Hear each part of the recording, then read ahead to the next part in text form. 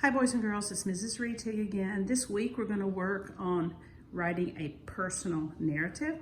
And I'm going to remind you that a personal narrative is a true story about your life. It's something that has happened to you. So this ought to be fun. You ought to be able to think of some fun things to do.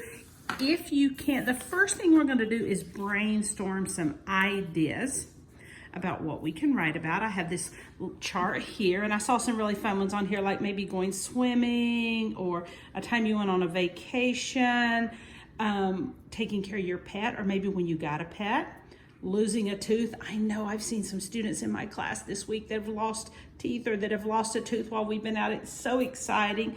Playing sports, eating a meal, gardening, visiting your grandparents, maybe a time you did that, a time you went on an airplane or on a boat or something. Lots of fun things that you can write about.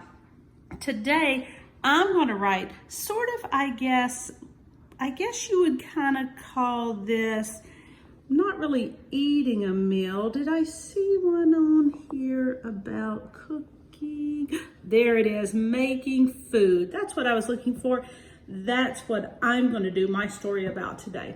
She looks pretty happy in hers. I'm not going to say that I was very happy about what happened to me when I was making some cookies on Sunday. And as you can see, the title of my story here is called Burnt Cookies. Now, boys and girls, in order to organize my thoughts a little bit and help me get them on paper and decide kind of to help me organize it and know what I'm going to write about, I have this thing called a graphic organizer. Do you see that right there? Because just like any good story that we've read at school or you've read at home, your narrative story needs to have characters.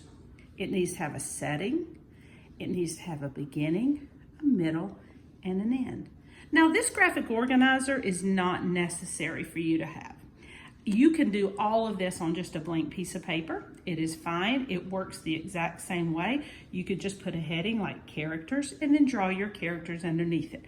I'm just going to use this one to kind of help you see it a little bit, but you do it. You can either do it on one like this, it's made available to you, or you can just do it on a piece of paper, and both are correct. So they are fine. So in this, the characters, just me. I'm the only person in the story, the only one that burnt something in the kitchen. So me, I'm the character. The setting was my kitchen. You can see all my things here, my ovens and my island and things all in here. And here I am making cookies. Please don't laugh at my pictures. I know they're funny. I'm not the best artist, but I had fun trying. So here I am, really long arms. There's my little mixer. Here's my ovens. I'm mixing those cookies up, my mixer. My middle, I kind of put into two parts, because guess what? Two different things happen. First, I put the cookies in the oven, and then, yeah, that's it. Sad. I burned them.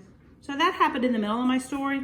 And because I couldn't let my story end with the burnt cookies, because that's not really how it ended with me making some more cookies, because I was really determined that I was going to have some cookies on that day.